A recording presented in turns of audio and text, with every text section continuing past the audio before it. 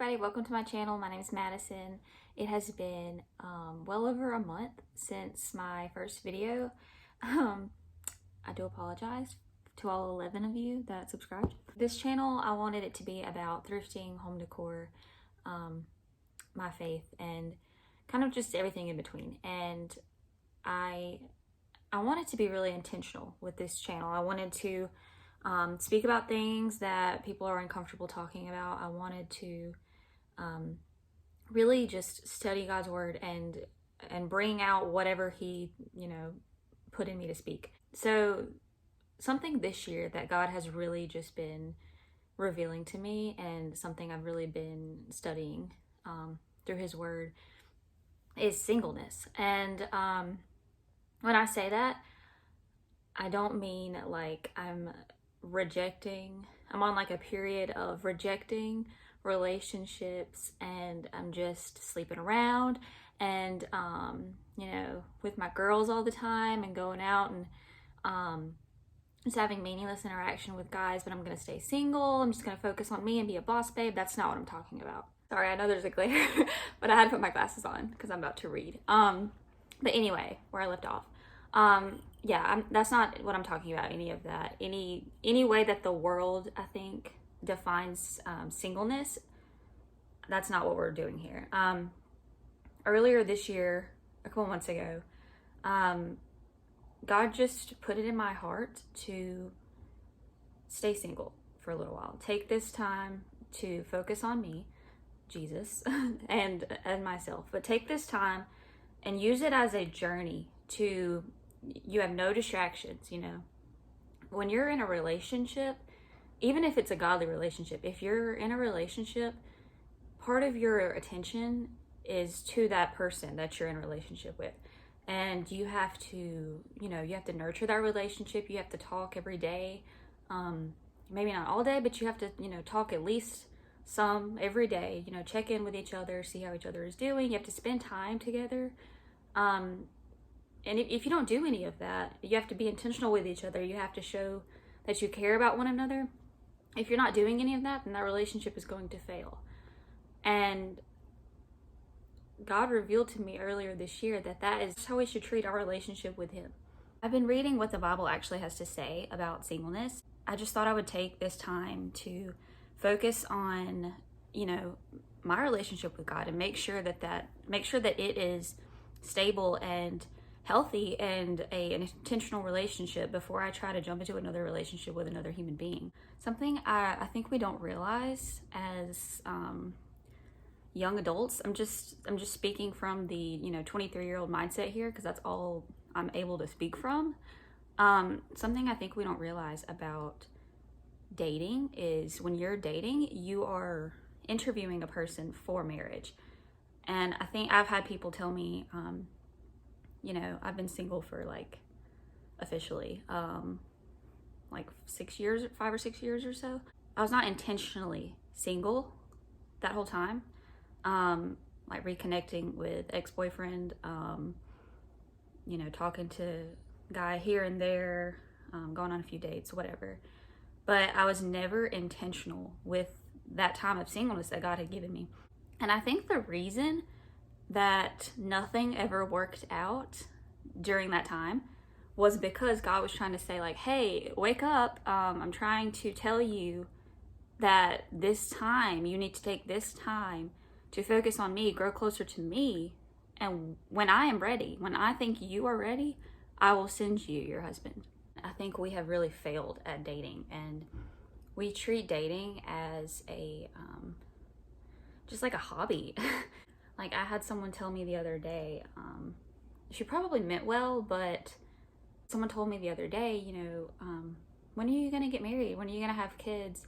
Your biological clock is ticking. And I think that we think, when I was 15, I had no clue. When I was 15, I thought, when I'm 25, I'm gonna be married, I'm gonna have a kid, I'm gonna have a super nice house, me and my husband are gonna be really successful, we're gonna have great jobs, we're gonna have a lot of money.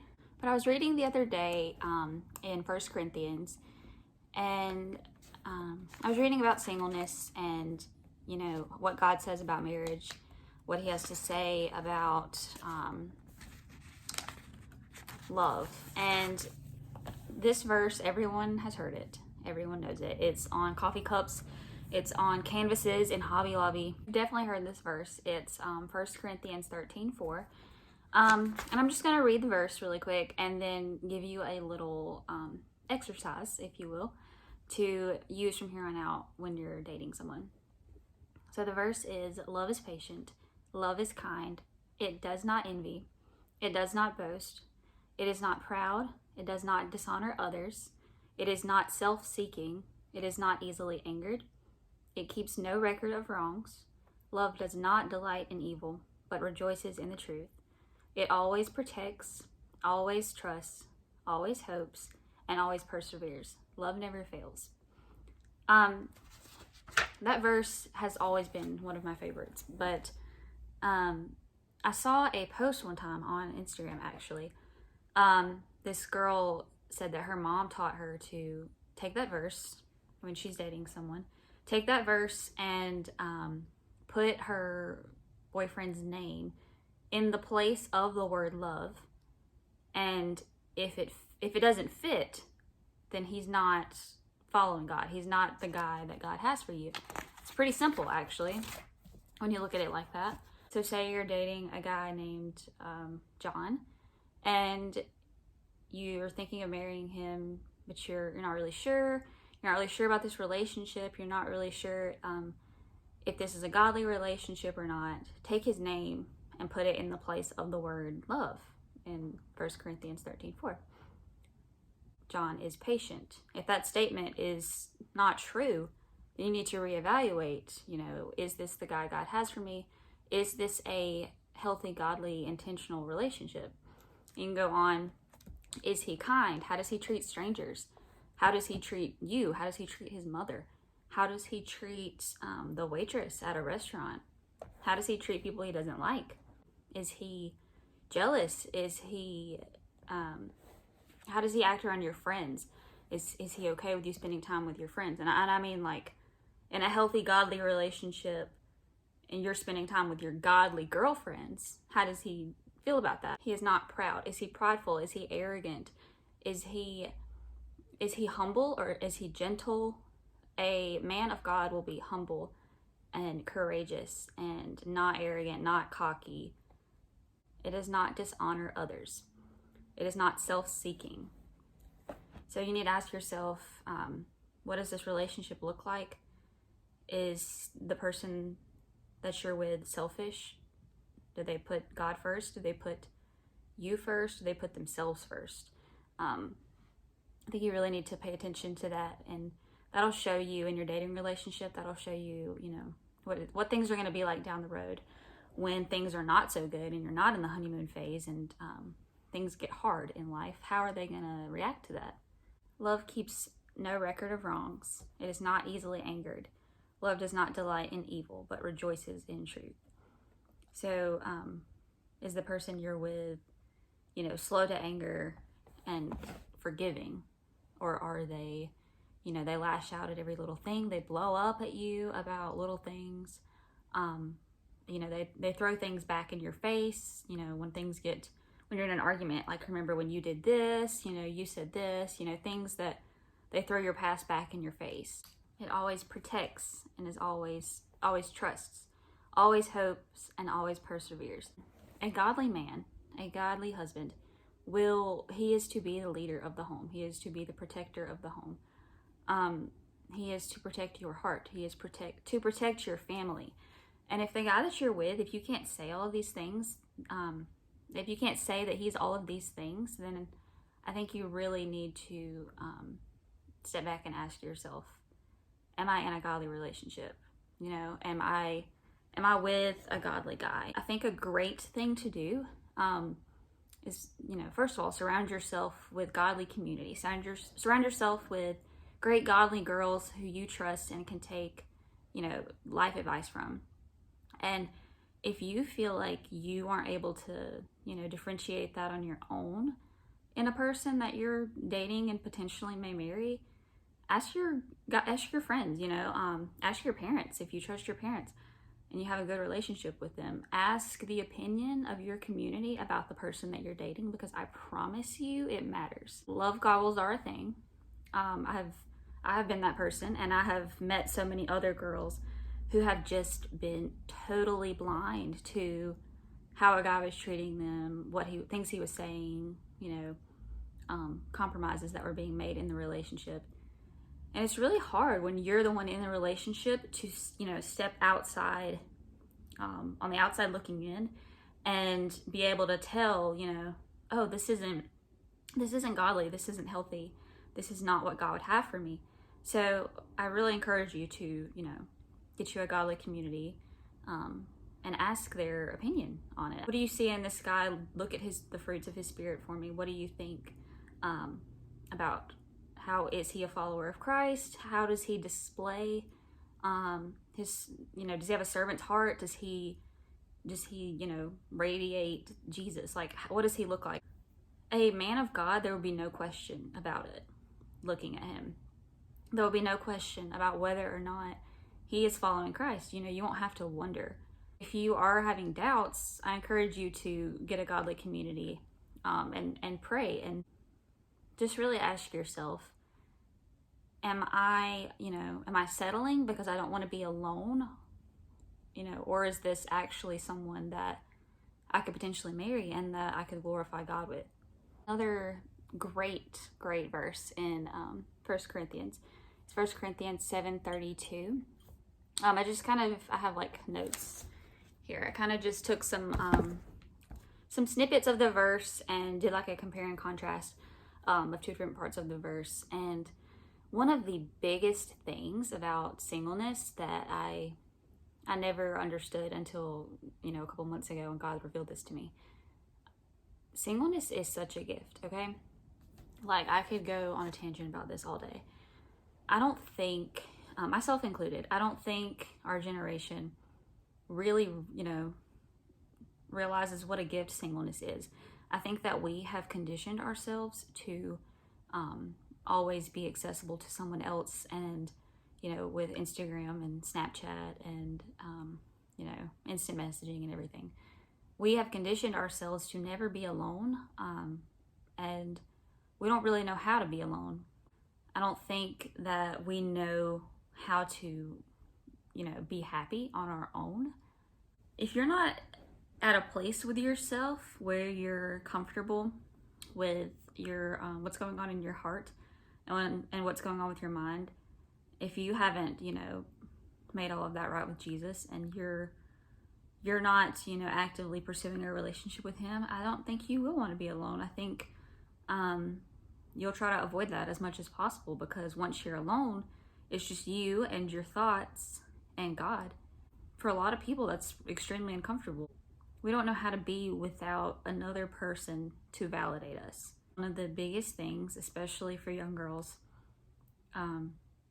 Instagram and social media in general has taught us that if you don't have a guy telling you you're pretty and you're beautiful and always giving you attention and texting you good morning and just talking to you all day and all of this, then you don't matter. And that is such an awful mindset to have, and we really need to stray away from that. I think it's like, as a single 23-year-old woman, in the world's eyes, it's scary to be single at my age and not dating anyone. It's scary, and we get told things like our biological clock is ticking, and we need to go ahead and find a husband and have kids while we can and while we're still young. If you're aligned with God and you're pursuing a relationship with God, and you're letting him pick that person for you and letting him write that story for you, then your singleness is a time of growth, and not only just yourself, you're getting to know yourself so much better. You have this time where no one is taking your attention. Like, you don't have another human being taking up your time and your attention, and you can fully devote that to God. 1 Corinthians 7:32 talks about the unmarried and the married person. So it says an unmarried person is concerned about the Lord's affairs and how they can please the Lord. A married person is concerned about the affairs of this world and how they can please their spouse. So what I get from that is, I think even when you're in a godly relationship, like I said earlier, even when you're in a godly marriage, that other person takes up a lot of your time. Cherish your time of singleness. Take advantage of that time. Take advantage of that time of undivided attention and focus, and just run after God, pursue God with everything. If you don't have that foundation, your own relationship with God before you get into a marriage, I think you're really going to hurt yourself. You get married, the man should leave his mother and father, and I'm like summarizing. The man should leave his mother and father, come together with his wife, and the two should become one. And you hear a lot of people in the world say, when they're dating someone or they're married to someone, this is my other half, my better half. And I've said that before, and obviously it wasn't true. But I think that saying in general, even with a married couple, is just inaccurate. You don't find wholeness in another person. You don't find, you're not made complete with another human being. You find wholeness with a relationship with God. And if you don't have that on your own before you step into a relationship that could eventually lead to marriage, then it's gonna fail. You don't halfway pursue God outside of the relationship and then expect to jump into marriage with someone else who's doing the same thing, halfway pursuing God, and you're just gonna come together and just pursue God 100%. You have to do that on your own. You have to have your own individual relationship with God before you drag another human being into it. I think there's nothing more beautiful and admirable about a woman or a man, a young woman, a young man, that is so unbothered by what the world has to say about whether or not they're dating someone, or whether or not they're getting older and their biological clock is ticking and they're running out of time to find a mate, find a spouse, and get married and have kids. I think there's something so admirable about an individual that is just, totally unbothered by that and running fast towards God and seeking Him and, growing their relationship with Him. And then one day, whoever God has for them just comes along and they pursue God together. That person was, completely whole on their own through Jesus. But I think God brings people together sometimes, husband and wife, brings them together to further His kingdom and to work together as partners in this. I think that's really amazing and something I look forward to if God has that for me. But one of the biggest things that we don't talk about enough, and one of the things that I've had to learn, is that you have to be okay with, whether or not God has someone for you. It doesn't say that He does. You have to be okay with just pursuing God 100% and that He is enough. He has to be enough for you. Because if He's not, then no other person will ever be able to fill that void, that God-shaped void in your heart, the way that God does. No matter how perfect for you they may be. We have to be okay with the fact that there's a possibility we won't get married. We have to be okay with the fact that some people don't.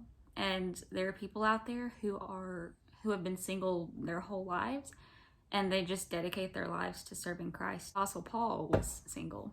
Jesus was single. So, who are we to say that, you or I deserve a spouse? Who are we to say that we're incomplete without a spouse? The Bible says, and I truly believe, that if we follow God's word and we pray and we ask Him, that God will give us the desires of our heart. I think if you desire a spouse, if you desire a husband, if you desire a wife, and you're following God and He sees fit for you to have one, then He'll bring that to you. God always, always, always goes above and beyond what we could have ever done for ourselves. I think that if you desire that and He has that for you, then He will exceed your highest expectations. When you think about it like that, I think it's incredibly bland whenever we try to figure that out ourselves. When we go out and we seek a relationship on our own, we download Tinder and Bumble and Hinge and things like that. And we're just, trying to find somebody because everybody else has somebody. Then I think you're really selling yourself short whenever you just settle for, what's right in front of you. I think we as a society are such a instant gratification society that, we have grocery pickup, we have Instacart, we have DoorDash food delivery. You can send an iMessage in like seconds. Everything in this world is so, comes to us so quickly. We don't want to wait for anything. We don't want to work for anything. We even get Disney, is it Disney? Fast passes? Is that what it's called? Fast passes at whatever amusement park, where you can like skip everyone else in line and you can just come in at the last second and jump to the front of the line and just skip everyone else that's been standing there waiting. I like to think that nothing good worth having comes easy. Everything I have that that has made me better, I've had to work for it. It's been a long process. It's been a process of growth, and it wasn't just handed to me. And I don't want my future husband to just be handed to me either. I don't want it to just be someone I settle for and someone I think I have, a few compatible qualities with. I want to marry someone that is going to pursue God with me and put God first in the relationship and be so evident that they are a follower of Christ and have a servant's heart. And I think whenever you get that mindset, then, and you realize this time that you're single is a time to focus on Jesus and focus on yourself and not worry about your future and not worry about who you're going to marry. I think whenever you grasp that and get that mindset, it'll change your life. And you save yourself from so much heartache. You save yourself from so much sin and mistakes. The baggage, that you will take into your marriage one day. If you, focus your time on singleness and you say, I'm not going to date until the destination is marriage in the relationship, then I think you'll save yourself from a lot of heartache and a lot of mistakes that you'll regret one day down the road. So this video is kind of all over the place. I don't really know what I talked about. I kind of zoned out there for a minute, and I think God just said some stuff. I really hope that it helped some of you. I really hope that that this will, resonate with somebody and, give you a different point of view maybe. I love talking about this stuff. This is such an interesting topic to me, the topic of singleness and dating. If you want to talk about it anymore, I would love to discuss it with you. Message me on Instagram. I'm going to link my Instagram down below. But yeah, thank you so much for watching. I plan to do a lot of more videos like this in the future. And I'll have a travel vlog coming up pretty soon, actually. So stay tuned for that. And thank you so much for watching. Again, God bless. Have a great day. I'll see you later.